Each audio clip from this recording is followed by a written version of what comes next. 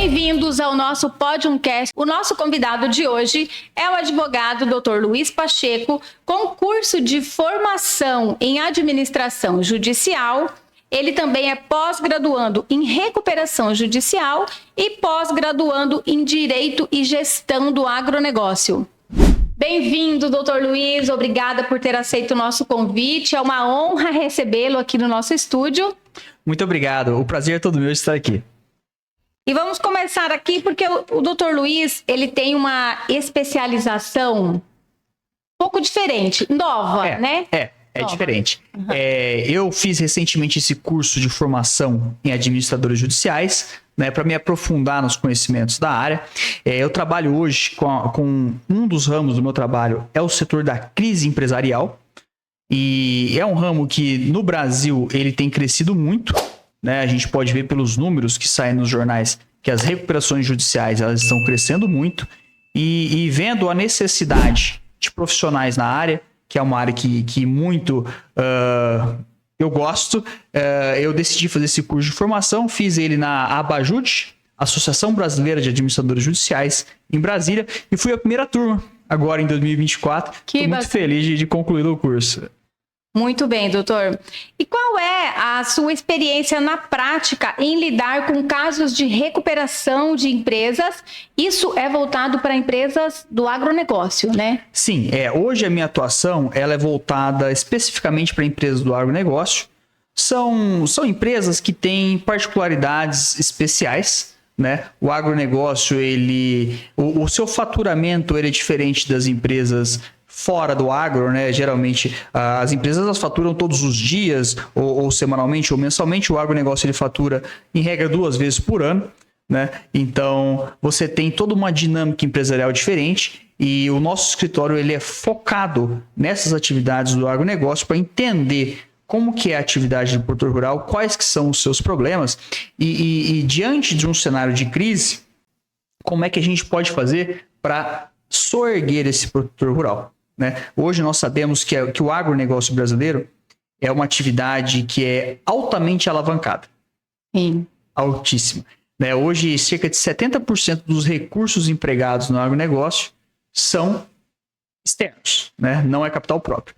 Então, quando o negócio vai mal, tem muita gente envolvida nessa perda, né? E daí a necessidade de uma conciliação e de um trabalho para que a gente possa pagar esses credores e continuar a atividade do produtor rural sem que com isso você tenha aí maiores traumas.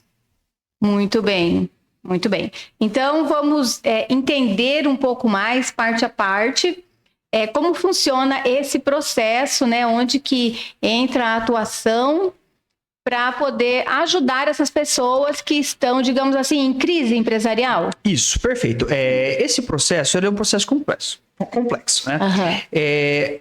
A gente sempre recomenda que as empresas em geral, do agronegócio e não, elas se organizem muito bem, né? Porque é muito comum, no Brasil especialmente, que o empreendedor ele comece o seu negócio de uma forma um pouco mais informal, né? Muitas vezes o sujeito ele tinha um emprego fixo, ele perdeu o emprego, aí ele começa uma empresa, né? Vai da maneira que dá e a empresa começa a crescer e ele começa a perder a gestão daquilo e aí que começam os problemas, né? Então, a primeira coisa, a primeira recomendação que eu dou é que os empresários eles tentem se organizar desde logo. O planejamento e a organização jurídica, societária, né? Como é que está sendo feito aquilo? Como é que está sendo feito a questão da contabilidade? Ele sempre tem um contador, né? Mas ele está pagando dívidas próprias com o caixa da empresa, ele está fazendo uma confusão patrimonial. Como é que está sendo feito isso? Então, a instrução é o grande passo inicial para você evitar maiores problemas se você vier, como empresário, a entrar num cenário de crise, né? Se tudo correr bem, tudo bem. Maravilha. Maravilha. Mas se você entrar num cenário de crise e você tiver, por exemplo, uma confusão patrimonial, uma desorganização societária, não tiver registro, aí você pode ter problemas pessoais com o seu patrimônio pessoal. Então, esse é o primeiro ponto. Imaginemos, então, que a empresa ela começa a atuar, começa a crescer, ganhar mercado, ela atinge um platô, atingindo a região que ela pode atender, e ela vai muito bem. Pode ser que por fatores externos ou internos, ela comece a entrar em crise. Né? Concorrência, às vezes organização, às vezes os próprios sócios eles acabam focando em outra coisa e a empresa começa a entrar em crise. Nessa queda, existe uma série de mecanismos que podem ser feitos, devem ser feitos para evitar que a empresa morra. Na parte organizacional. Organizacional. Né? Inicialmente é uma reorganização. Contrata uma consultoria, vê quais áreas da empresa que podem ser cortadas para diminuir os custos, quais áreas da empresa que podem ser impulsionadas. Uma reorganização de ativos, passivos e atividades. Isso é a primeira coisa. Se funcionar, ela volta para o mercado. Não funcionando e ela continuando em crise, ou se ela passou dessa etapa sem se reorganizar e a crise se agravou, e a crise se agrava quando começa a aumentar o passivo e o faturamento. Não, então ela começa a ficar altamente endividada e a comprometer a sua capacidade de pagamento. Entendi. Né? E aí, quando isso começa a acontecer, existe um ponto, um sweet spot ali, um ponto-chave ali, em que você consegue recuperar a empresa. A partir de um certo limite, em que ela entrou numa bola de neve de endividamento, não dá mais para recuperar essa empresa. E aí o que resta é a falência, né? Que é a medida pior de todas. Né? Então, hoje, o nosso trabalho, e essa divulgação aqui é muito importante, é para os empresários monitorarem sempre o seu negócio de perto e perceberem quando é que eles podem estar entrando numa crise. Porque endividamento toda empresa tem que ter. Empresa que não tem dívida é porque não tem crédito, não tem credibilidade no mercado, não está bem. Então, um pouco de endividamento é saudável. Certo. Né? Mas até que ponto esse endividamento é saudável? Ok. Né? Uhum. E quais são as etapas típicas que você segue para ajudar essa empresa? Quando uma empresa chega para a gente e relata que está no processo de crise, geralmente essa crise já está mais agravada. Geralmente a empresa chega já numa situação um pouco complicada e o nosso trabalho, ele, em primeiro lugar, é fazer uma análise da situação da empresa. Em segundo lugar, arrumar a casa. Para você entrar com o processo de recuperação judicial, é um processo muito sério, é um processo caro e exige uma série de documentos. A lei, ela exige uma série de documentos que têm que ser apresentados pela empresa. Então, a gente pede para o empresário nos trazer essa documentação. Na maioria das vezes, esse empresário, ele precisa fazer alguns ajustes contábeis. Isso tudo é lícito, né? Às vezes a contabilidade não está muito em dia, ele vai junto ao seu contador consertar a contabilidade, vai deixar tudo em ordem. E quando a empresa estiver num ponto de regularidade, né? Se ela estiver dentro desse sweet spot que eu mencionei e for possível ser salva, a gente entra com o processo de recuperação judicial. Porque funciona assim. Quando o devedor está com a corda no pescoço, ele está muito endividado, sim, normalmente os credores já estão executando ele. Certo. Né? Ele já não pagou no vencimento, os credores estão cobrando, ele não paga, ele pede para renegociar. Não renegocia mais, entra com uma ação judicial executando e vai tomar os bens da empresa. No agro, vou pegar a sua fazenda. Hoje você não consegue empréstimo sem dar garantia. Sim. Você dá a fazenda em garantia. Se o banco for pegar a sua fazenda, onde é que você vai plantar? Né? Se você tem lá uma transportadora, se o banco for pegar os seus caminhões, como é que você vai trabalhar? Né? E aí que o devedor chega pra gente, olha, vai pegar os meus caminhões, vai pegar minha fazenda. E aí eu falo, a gente conseguindo essa documentação de regularidade da empresa e tem uma série de requisitos, estando presentes os requisitos, a gente entra com o processo de recuperação judicial e acontece o chamado stay period. O que é o stay period? A partir do momento em que o juiz recebe o nosso pedido, verifica a regularidade dos documentos, ele dá um despacho que tem o poder de suspender todas as execuções contra o devedor. Então, todas aquelas ações que estavam para pegar os bens dele vão ser suspensas pelo prazo de 180 dias. Que bacana. É o respiro que a gente precisa para reorganizar a casa. Entendi. Então, é onde o empresário, ele consegue uma ajuda, ele consegue ser ajudado e ele não consegue fazer isso por conta própria dele. Né? Ele precisa dessa orientação e desse auxílio. Perfeito. Ele até chegar nesse ponto de corda no pescoço, ele consegue. Né? Como eu disse, no começo da crise, ele pode se reorganizar. Aí ele impede o agravamento da crise.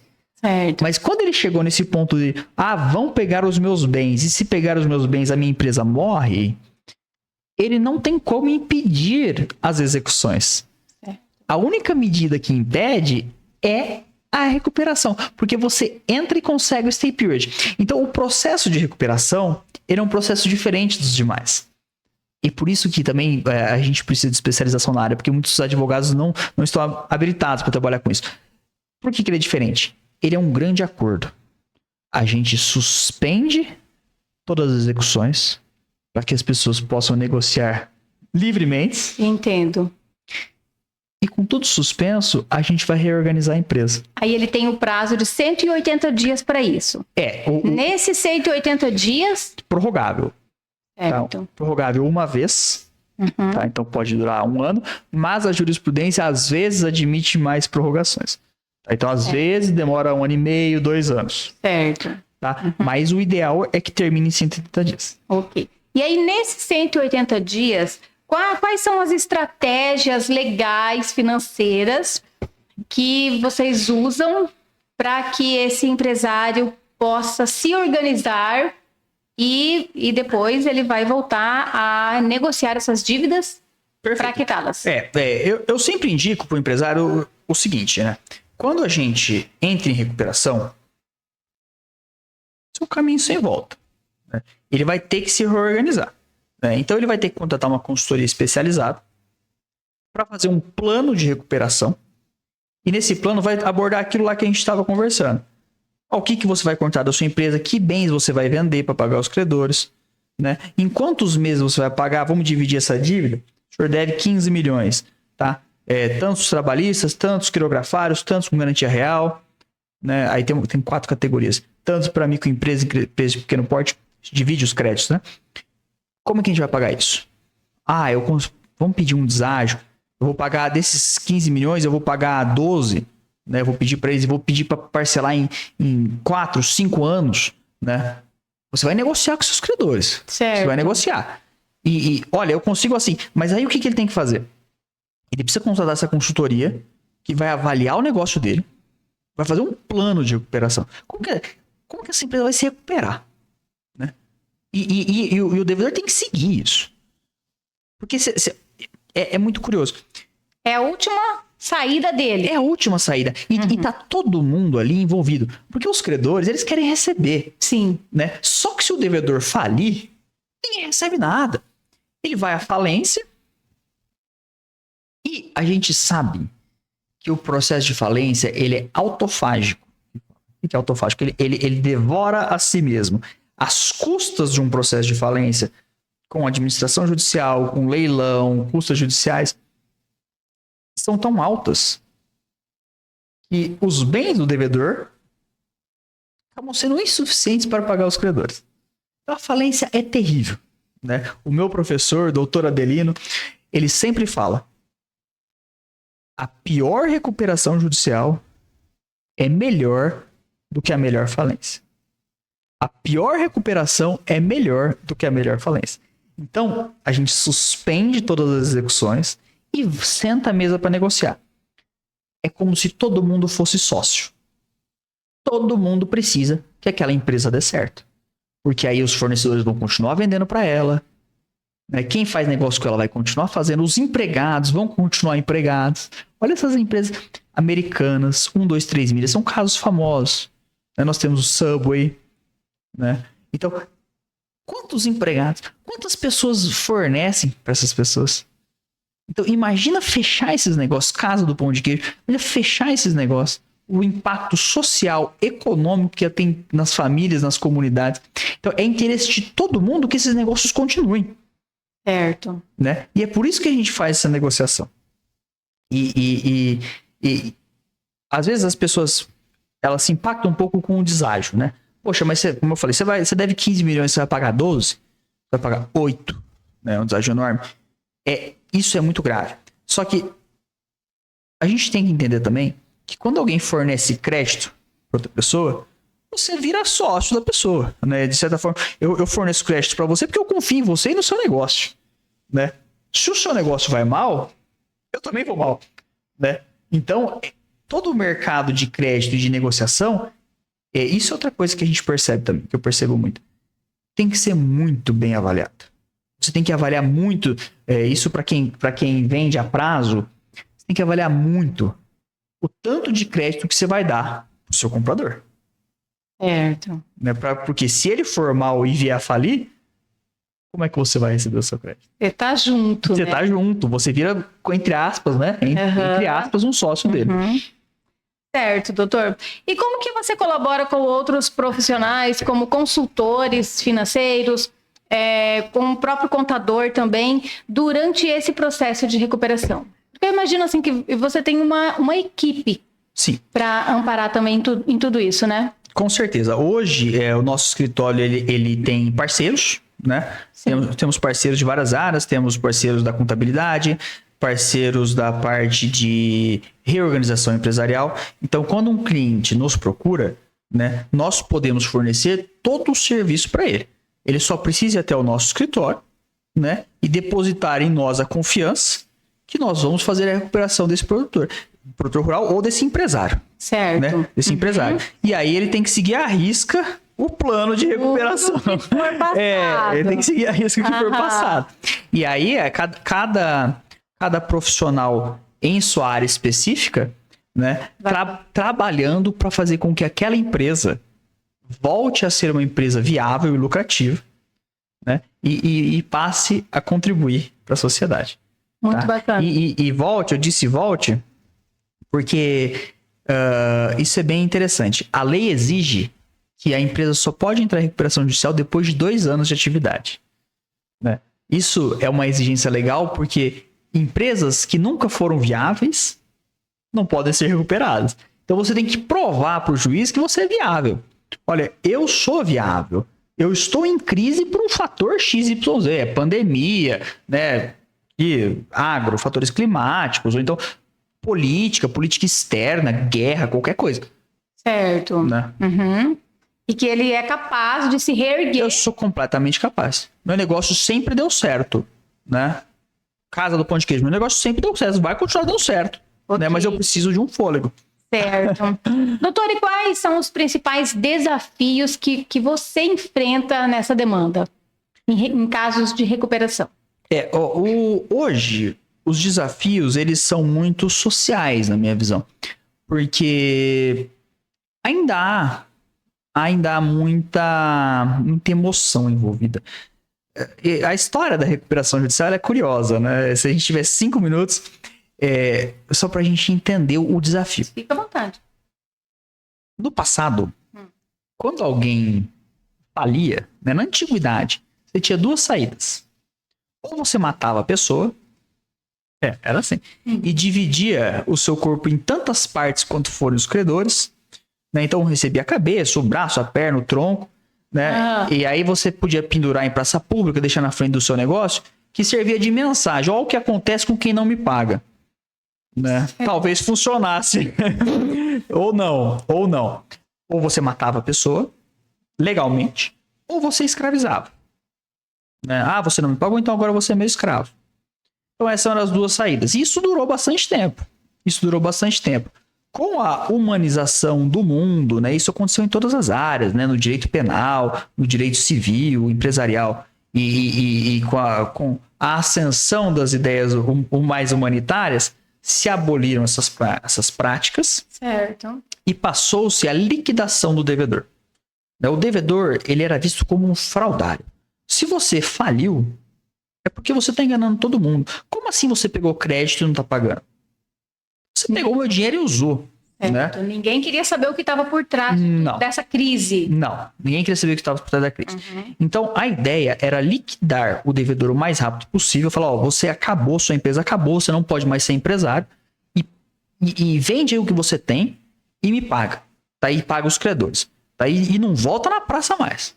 Então, você expulsava aquela pessoa do mercado. Né? É a segunda etapa.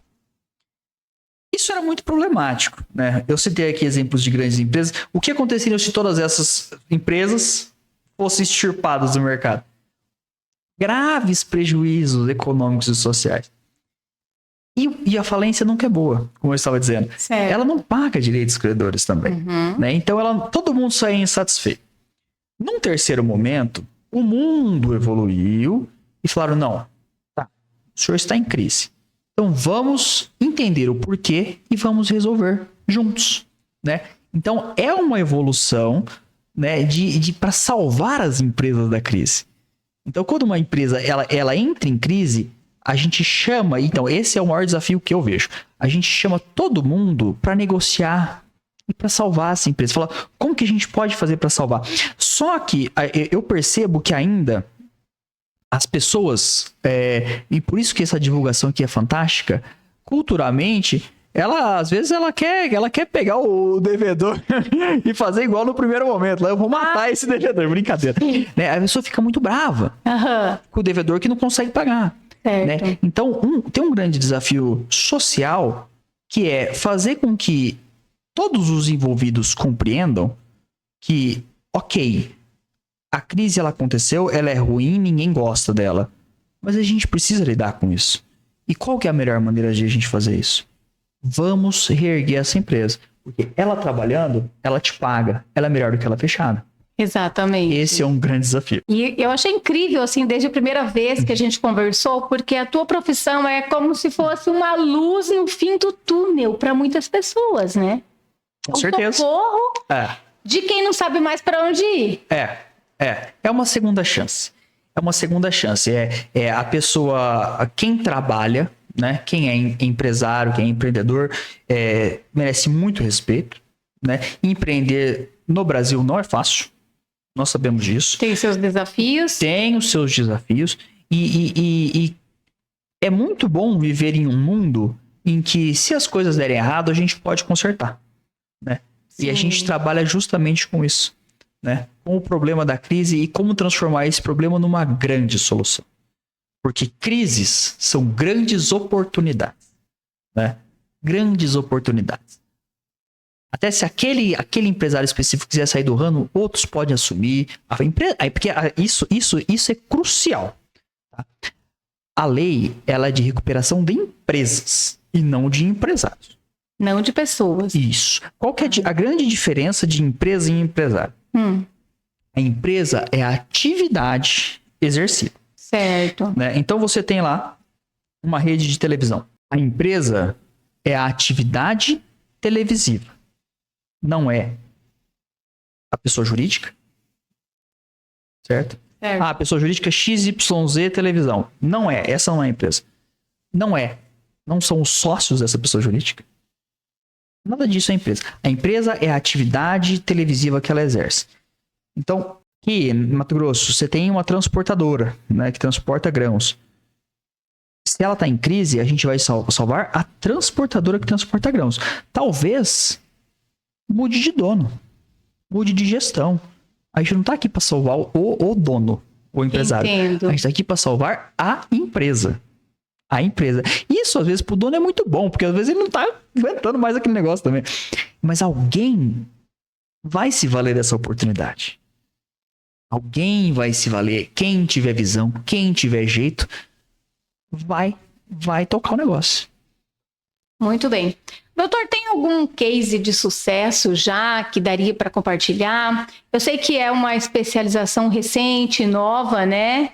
Eu tô entrando no mercado, né, agora com recuperação judicial. Nós temos alguns casos em andamento, né? Mas para revelar aqui em case de sucesso, ainda não. Ainda não. Certo. Espero voltar em breve aqui para mostrar para vocês, né? Um grande caso que seja vultoso, que seja favorável, né? Mas temos tido bons resultados, tá? Nossa atuação, ela tem dado muito... Esperança. Sim, para as pessoas. E eu vejo que com isso que nós trabalhamos, isso tudo que eu estou falando aqui, tem se revertido na prática, né? E tem sido muito bom. Muito bem. Qual seria a abordagem usada para negociar com os credores e garantir esses acordos, esse prazo? Porque, como o doutor mesmo disse, eles ficam bravos, né? É mais complicado. Então. Fazer ele entender que essa recuperação também vai beneficiar ele? Isso depende de pessoa para pessoa, né? A negociação, primeira coisa, toda vez que você for negociar com alguém, você tem que entender com quem que você está falando, né? Então você começa a conversar, você entende o perfil da pessoa.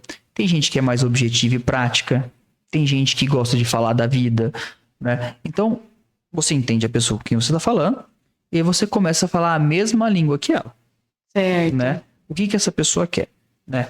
Existem várias técnicas de negociação. Tem até um livro famoso disso, né? Como Chegar ao Sim. Como Chegar ao Sim. É um livro famoso. Eu indico Vou até anotar aqui o nome. A todos. Ela é fantástica. Que ensina a separar as pessoas do problema. Uhum. Em toda negociação, você pode assumir partes, né? E isso é muito antagônico, porque as partes ficam se degladiando. É difícil chegar a um consenso. Ou você pode buscar os interesses. Qual que é o seu interesse e qual que é o meu interesse? E aí, tentando conciliar os dois, nós vamos encontrar uma solução boa para os dois, que os dois vão ser felizes. E isso ajuda muito quando você separa, você tira as emoções de lado. Não importa quem fez isso, quem fez aquilo, não importa. Estamos aqui nesse momento. Qual que é o seu interesse, credor? Qual que é o seu interesse, outro credor, o devedor? Tá. Todo mundo tem os seus interesses? Como a gente vai atender a todos eles na maior medida? E aí que se cria inúmeras estratégias jurídicas, inúmeras negociações. Se faz fundo de investimento para pagar devedor, cisão de sociedade, outros incorporam cotas. Então, você pode fazer uma série de estratégias para que todo mundo ali se veja satisfeito no máximo possível. Então, das estratégias de negociação, em meu entendimento, entender as pessoas e sempre separar as pessoas do problema, né? Entender para saber falar com elas e tentar endereçar o problema, não negociar posições. Doutor Luiz, e todos os créditos estão sujeitos à renegociação? Não. No processo de recuperação judicial, de acordo com a lei brasileira, existem os créditos que estão sujeitos à recuperação e estes créditos, eles são abrangidos pelo stay period que eu falei, que é a suspensão das execuções. Certo. E nós podemos renegociá-los no processo de recuperação. Eles estão dentro do processo. E estão os créditos. Existem créditos que estão fora. Esses que estão fora, a gente não tem margem de negociação no processo de recuperação judicial. Isso é um pouco mais delicado. Por exemplo, créditos tributários estão fora. Alienação fiduciária em garantia. Então, créditos garantidos por alienação fiduciária e garantia estão fora. Adiantamento de contrato de câmbio está fora. Então, esses créditos que estão fora, eles podem ter as suas execuções continuadas enquanto o processo de recuperação judicial acontece. Isso é muito delicado, porque hoje o empréstimo, especialmente na área rural, o banco pega a alienação fiduciária da fazenda, né? O banco já sabe disso tudo. Então, ele pega a fazenda de alienação fiduciária e ele executa. Fala, você está em recuperação, não tem problema. Eu vou continuar a minha execução, me dá a sua fazenda. Diante disso, é possível um pedido para o juiz de medida cautelar. E se a gente demonstrar para o juiz, isso é muito importante, ó. que a garantia ela recai sobre um bem essencial da empresa, bem de capital essencial da empresa, ela não pode ser executada enquanto a empresa não se reerguer. Né? Por quê? Porque senão acabou toda essa ideia. Né? Então vamos lá, para que fique claro. Embora alguns créditos não serão renegociados, não serão reparcelados, não terão deságio, vão ser pagos integralmente, a gente consegue sustar algumas execuções de garantia e, caso elas fossem executadas, isso vai acabar com a empresa de uma vez. Ah, eu vou pegar os caminhões da transportadora, as colheitadeiras do produtor, a fazenda do produtor. Não dá, você vai acabar com a empresa. O processo não vai adiantar nada. Não dá para continuar trabalhando para se reerguer. Para se reerguer. Certo. Então você consegue uma medida cautelar para sustar essa execução, mas esses créditos ficam de fora. Tá? Isso acontece. E hoje há uma decisão recente que exige... Isso é muita discussão. Teve muita discussão. Teve um vai e vem na jurisprudência. Mas hoje, para que você consiga a concessão do seu plano de recuperação judicial, você precisa de uma CND, uma certidão negativa de débitos tributários. Eu falo todo cliente meu, fala assim, ó, a gente vai ter o prazo de stay period, a gente vai negociar o plano, tá? Mas para aprovar o plano, lá no final do processo, para aprovar, você vai precisar de uma CND. Então, o que ele vai precisar fazer? O governo, ele tem que pagar. O governo, ele tem que pagar. Não tem como fugir do governo. Ou ele paga todos os débitos tributários dele, ou ele parcela. Tá? Para fazer, então, essa negociação. E existe ainda uma margem. Porque se a gente for pensar, isso já é um pouco até técnico. Existem dois tipos de créditos fiscais. Existem os créditos fiscais tributários, que são aqueles provenientes de impostos, taxas, contribuições. Certo. Né? Que são fixos praticamente, né? Que são fixos. Tem as suas alíquotas, né? Que são aplicadas de acordo com a atividade de cada empresa. E você tem os créditos fiscais não tributários. Por exemplo, uma multa ambiental. Certo. Né? É um crédito fiscal, né? Escreve lá e o governo executa, mas ele não é tributário. Né? Então, esses créditos fiscais não tributários, já houve casos em que eles entraram na RJ. O que afasta são os tributários, porque há uma previsão no Código Tributário Nacional desse afastamento.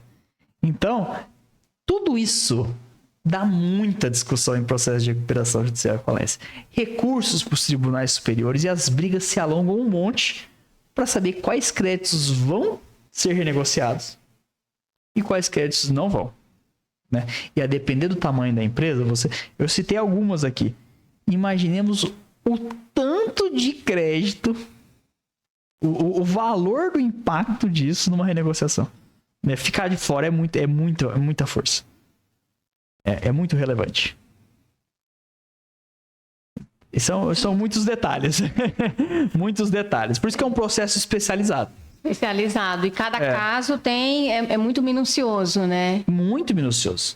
Você tem que fazer uma análise disso tudo. E todos os credores também eles vão ter que saber qual que é a posição deles. Né? Porque a gente está falando muito aqui do devedor. Certo. Né? Mas quando uma empresa entra em crise, né, todas as outras empresas que com ela negociam vão precisar participar desse processo. Né? E essa divulgação é muito importante. Como é que participa? Eu sou credor. Como é que eu vou receber o meu crédito? Vamos lá. Funciona assim hoje. Se tem um processo de RJ, você não vai se habilitar lá no processo. Eu tenho um crédito aqui. Não. RJ, que é recuperação judicial. Recuperação judicial. Você vai falar com o administrador judicial, que é esse curso que eu tenho informação. Tá? Legal. Qual que é essa função do administrador judicial?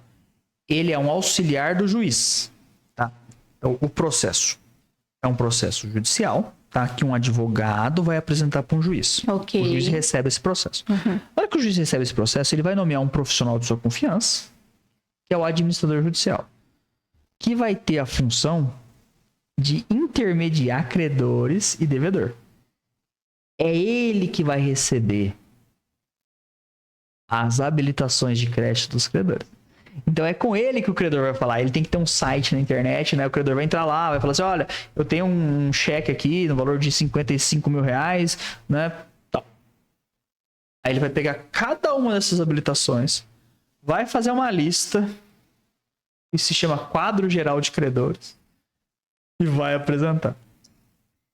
Então, então quem for credor e tiver processo de recuperação judicial, lembre-se disso, você precisa se habilitar e ter um prazo.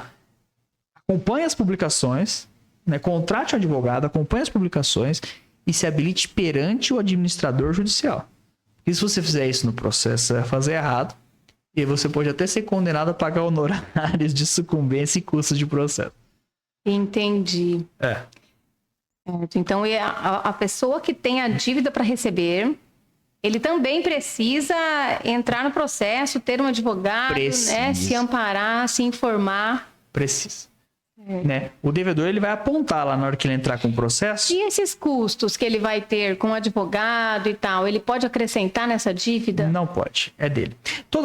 Então, isso é problemático. Por isso que a gente fala que a recuperação judicial, ele é o remédio mais forte para superar a crise. Né? Mas é o que tem mais efeitos colaterais. É como um forte antibiótico. Ele mata a doença. Salva a empresa. Mas ela tem muitos efeitos colaterais. Todo mundo sai um pouco prejudicado.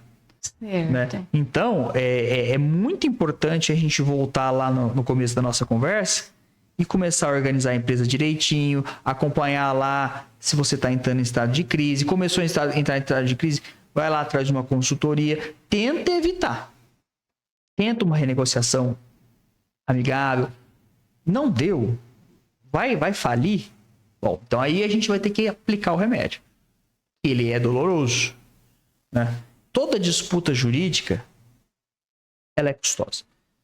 Se duas pessoas litigam em juízo, as duas pagam advogado, as duas têm custos e não tem ressarcimento desses custos. É duro. Doutor Luiz, e há algum credor que acaba desistindo de receber esse valor por ter que entrar com advogado, ter que lidar com essa parte burocrática? Eles não desistem propriamente, né? Mas existe um mercado muito importante que é a compra de créditos.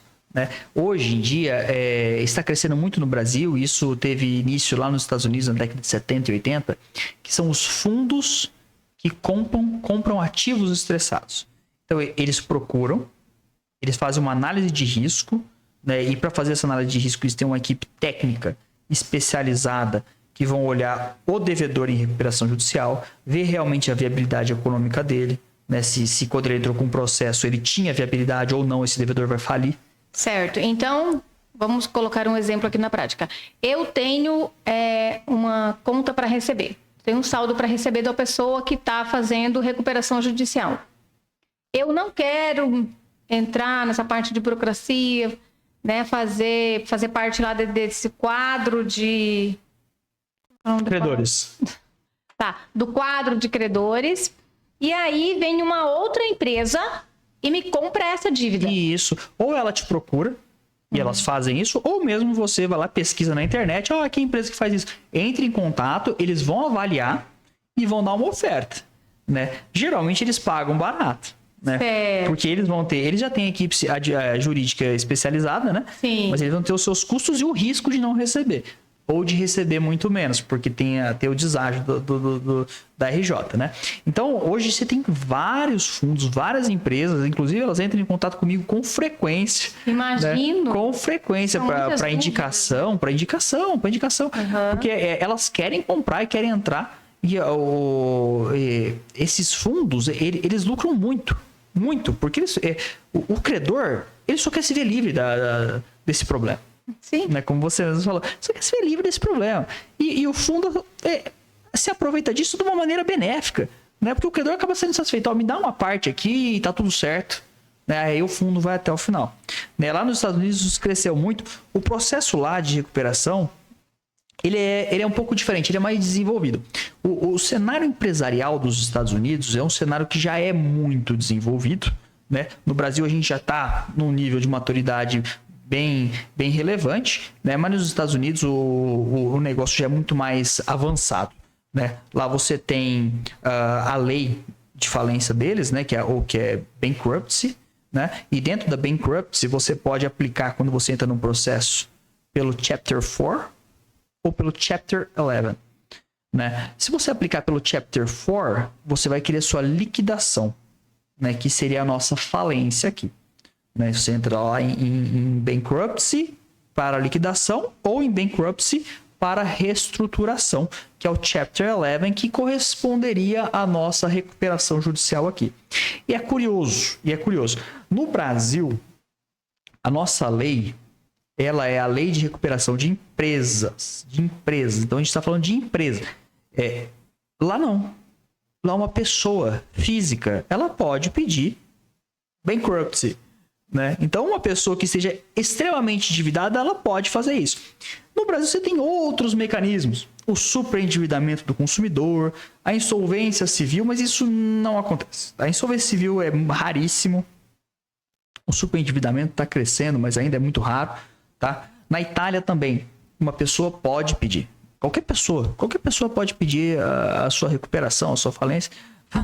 Agora, no Brasil, não, é empresa. Então, essa é uma diferença muito importante, né? E nós percebemos que os mecanismos lá são muito eficazes. Muito eficazes. E tanto que algumas empresas, como a Gol, pediu a sua bankruptcy lá. Ela é uma empresa transnacional. Ela tem atividades nos Estados Unidos. E ela, junto aos seus advogados, entendeu que seria mais benéfico para ela entrar com processo nos Estados Unidos. Há uma forte crítica da doutrina brasileira a respeito disso, porque a lei brasileira, por ser muito restrita e às vezes custosa, acaba levando essas empresas de grande porte transnacionais a se reestruturarem lá fora.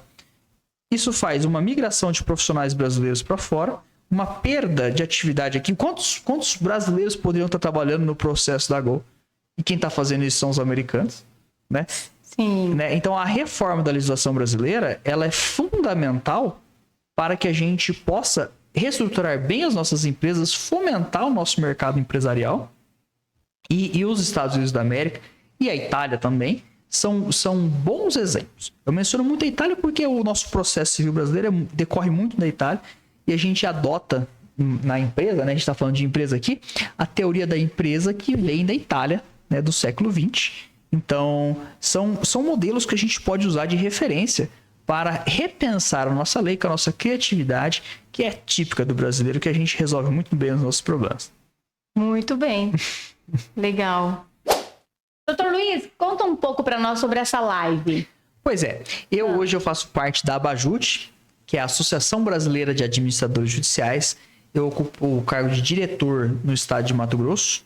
E é com alegria que a gente está trazendo o nosso trabalho aqui para o estado.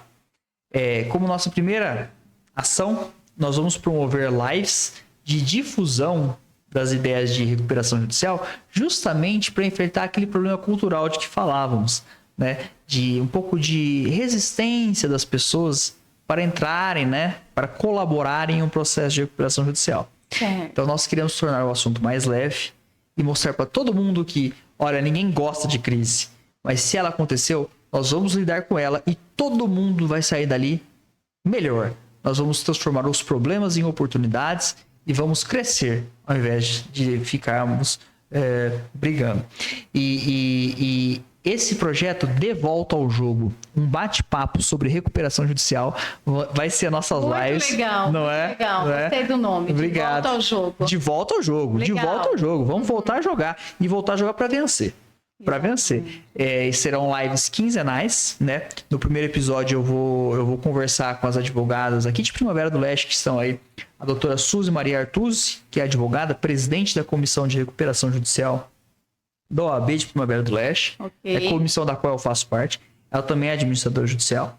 Eu vou falar com a doutora Léo Moro, que da direita, né? Que é uma advogada também, que defende credores em processo de recuperação judicial. E são pessoas muito experientes, né? E vai ser um bate-papo divertido. A ideia é atender o público não especializado, né?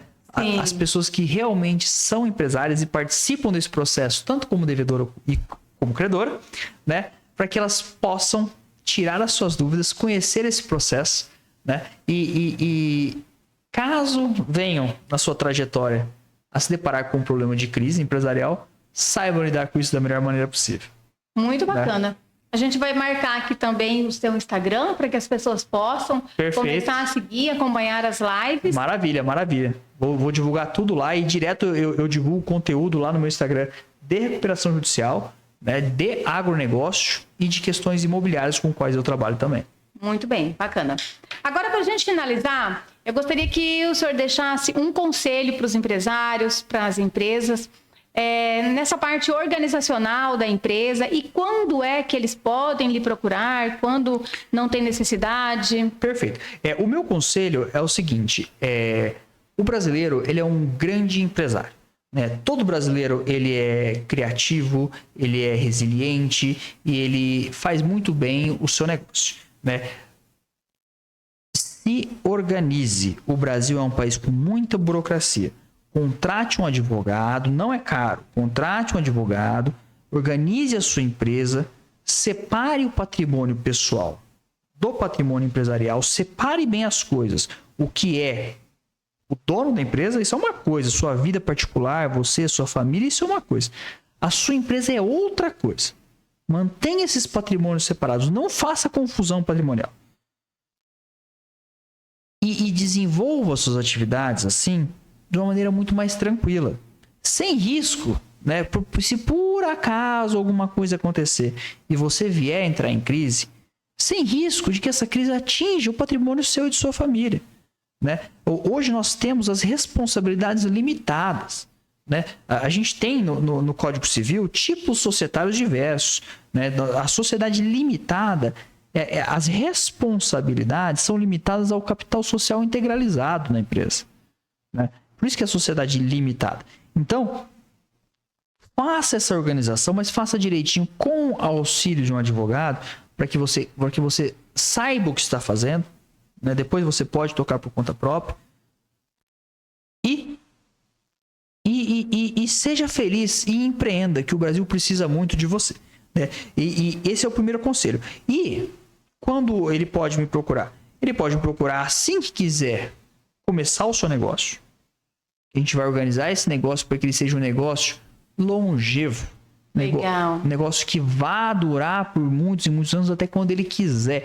Pelo menos na parte jurídica, ele vai estar completamente em dia.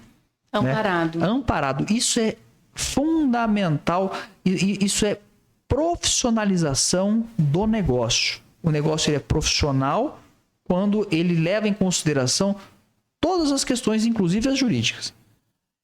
Esse é o primeiro conselho, né? Ele já pode procurar desde aí, e deve. E se eventualmente o negócio começar a andar mal, a gente dá um jeito para o negócio se erguer de novo também. Muito bem. E ele volta para o jogo. Entre no jogo muito bem colocado. E se um dia você estiver indo mal, você vai voltar de novo. Isso mesmo. Eu agradeço, doutor, pela sua participação aqui no nosso Podiumcast. Espero tê-lo mais vezes aqui, trazendo mais informações. Sou eu que agradeço. É um prazer imenso estar aqui com você, Márcia. Foi uma tarde muito prazerosa e é sempre bom a gente falar de empresa, de direito empresarial e de empreendedorismo. Estou sempre aberto para vir aqui, né? E quem sabe eu te espero também no De Volta ao Jogo para a gente falar sobre empresa, que a gente precisa de pessoas do mundo empresarial lá também. Ah, bacana. Com certeza. Será um prazer.